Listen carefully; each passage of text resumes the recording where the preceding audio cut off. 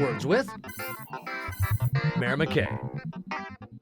You may have noticed over the last few weeks that we've changed up our format a little bit. We've decided to relax a little, explore our community, experience our community. We have gone shopping and a little walk down history, memory lane at NYLA. We've eaten deep fried Nanaimo bars at Pirate Chips, and today we're at the Longwood Brewery, not the Longwood Brew Pub, but the brewery on Boxwood Road, and it opens up a conversation about successful business and the types of business that Nanaimo wants to attract. How so?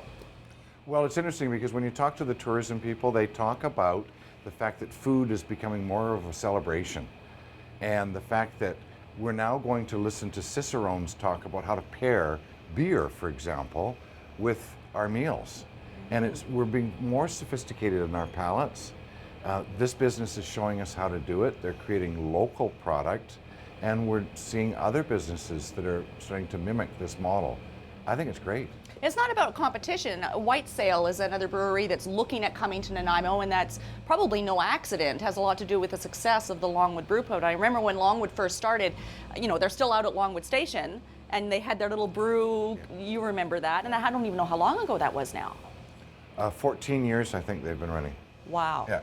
And what evolution do you see in a business like this? Well, what I see is them actually splitting off their two work projects. One being the pub, and the other one being their brewery. And now Harley is actually concentrating on the brewing portion and expanding it and celebrating it. I think it's going to be quite amazing to watch it grow and flourish. Excellent. And this is what Nanaimo wants. When we talk about Nanaimo being business friendly, we can see that in this example. Yes.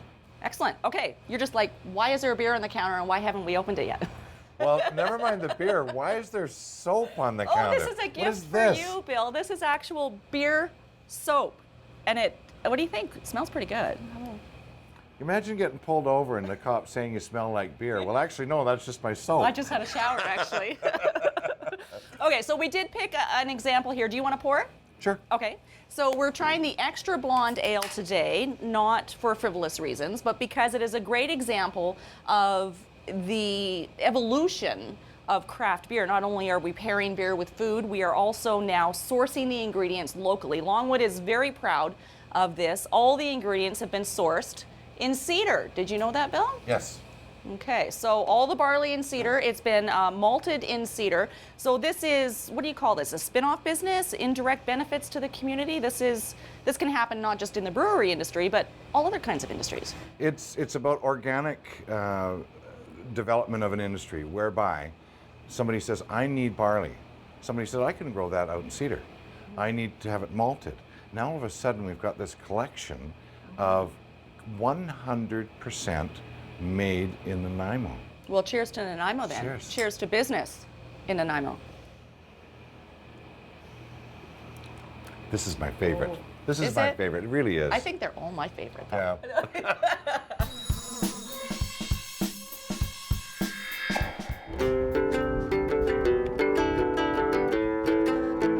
Hi, my name is Marshall Cooper, and I'm the A&W operator here in Nanaimo. On Thursday, August the 27th, here at A&W Northridge in Nanaimo, we're having Cruising for MS Day. Every teen burger sold that day will be contributing $1 towards MS research and supporting those living with MS. The mission of the MS Society is to find a cure for MS and to enable people with MS to enhance their quality of life and their everyday living. The money that's raised from this particular event nationwide goes towards research to find a cure for MS. And on a local level, the funds stay within our central Vancouver Island region and assist those people that are living with MS with wheelchair subsidies, exercise subsidies, and just general things to enhance their quality of life within this region. We will have the classic car people from Nanaimo out, probably 60, 70, 100 classic cars here to support the MS Society. Lots of prizes and giveaways during the course of the day. And of course, we have Dave Hart and Brian Hazelbauer here to provide some live music and great entertainment for us. It's really important that people come out and enjoy some of the live music. that we're going to have with myself and Brian Hazelbauer. And I'll challenge you, can you see that? See that close? Every dollar comes off a teen burger. So my son will be here, he's eating at least 3. And so there, I challenge you to come out and eat even more than that. Throughout the next 2 weeks, you could also come in to the A&W locations and you can donate by buying a cutout. There's a $1 cutout, a $2 cutout, a $5 cutout. We also have a Facebook and social media campaign that's going on. So every single time the A&W Cruise to End MS video is shared on social media, $1 will be donated by A&W nationally towards this cause as well. Last year we had the pleasure of announcing that A&W raised $1.45 million for the MS Society on a national level, which makes that the highest fundraising event that the MS Society has nationwide on an annual level.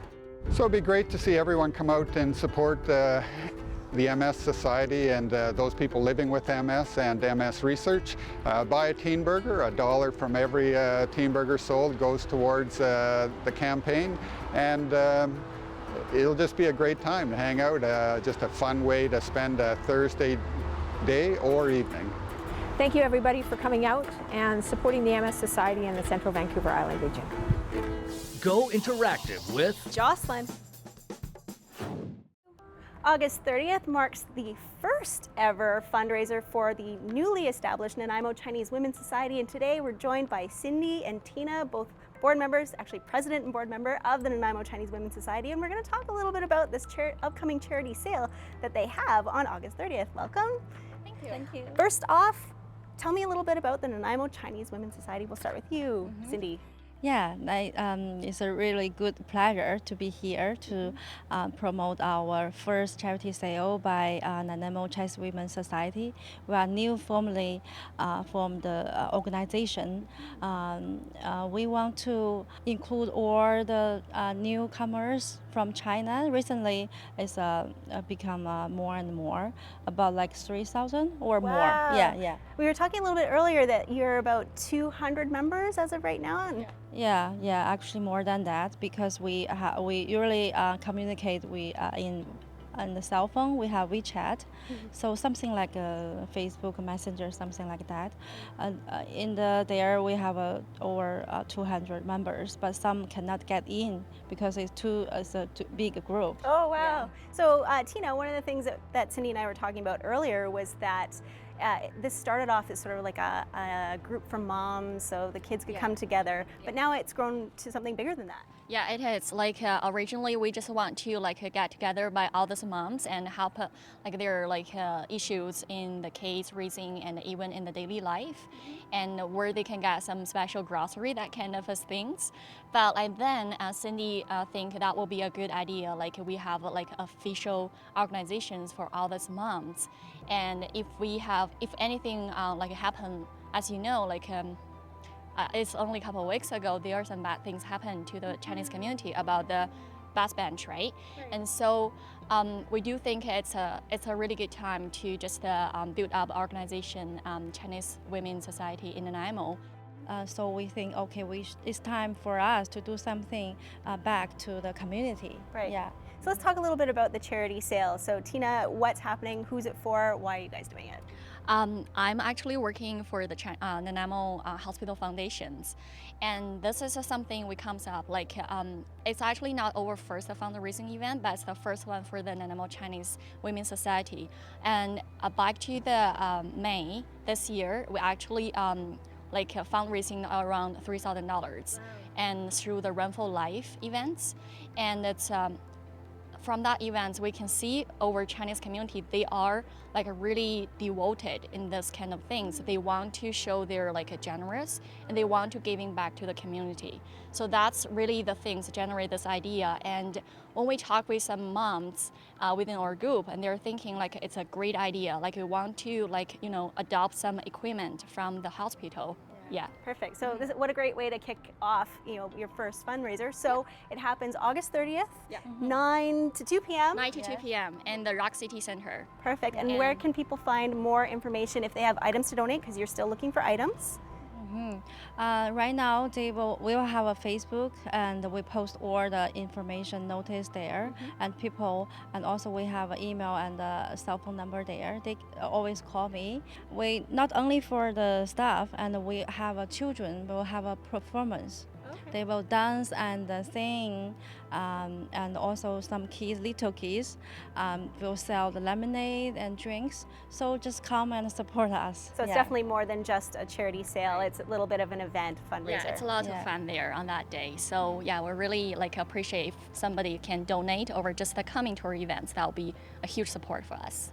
Perfect. Yeah. Awesome. So August 30th, 9 to 2 p.m. Come check it out. Have a good time. Meet these wonderful ladies. Thanks so much. Thank you. This little free library actually has 2 sections. Did you know that? And I did make a mistake earlier. I put the children's book up in the adult section, but the children's book needs to go down here into the children's section. And again, the basic concept, take a book, leave a book. I've been inspired, and I do have plans now to start one of these in my own neighborhood. We're going to throw things over now to a very well-read woman. Our very own Fiona Shedden is introducing us to an artist named Alyssa Glassford.